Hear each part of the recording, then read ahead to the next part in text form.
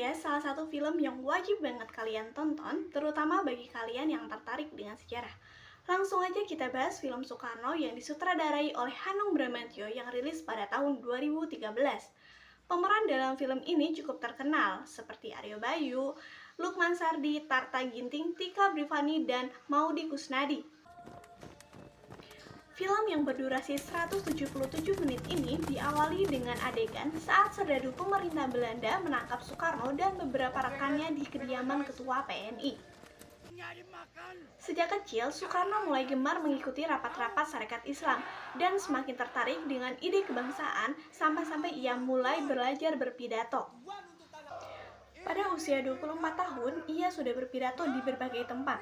Dan pada usia ini juga, beliau pernah dipenjara oleh pemerintah kolonial Belanda karena meneriakan kata, "Kita harus merdeka" di atas podium Sarekat Islam. Hal ini menyebabkan Soekarno diasingkan ke ND lalu dibuang ke Bengkulu. Pada saat di Bengkulu, Soekarno menjadi guru relawan di sekolah Muhammadiyah. Sampai akhirnya, ia jatuh cinta dengan muridnya sendiri yang bernama Fatmawati. Padahal, pada saat itu Soekarno masih menjadi suami dari Inggit Garnasi.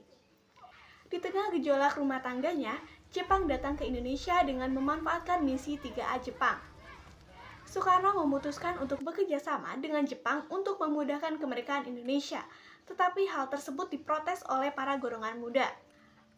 Pada saat Hiroshima dan Nagasaki dibom, golongan muda bergegas membujuk Soekarno-Hatta untuk segera memproklamasikan Indonesia.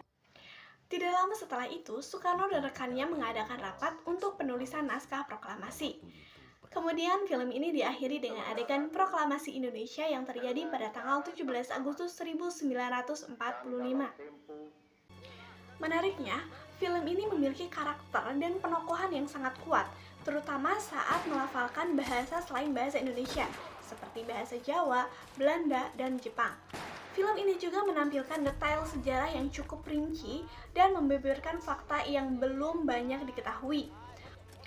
Untuk detail propertinya juga cocok banget sehingga suasana masa lampaunya tuh terasa bangkit kembali. Samping itu, penokohan Soekarno dalam film ini terlalu menunjukkan sisi murung dan galaunya saja dibandingkan sisi karismatik Soekarno. Kemudian, part tentang kisah cintanya seakan menjelaskan bahwa Soekarno adalah seseorang yang womanizer.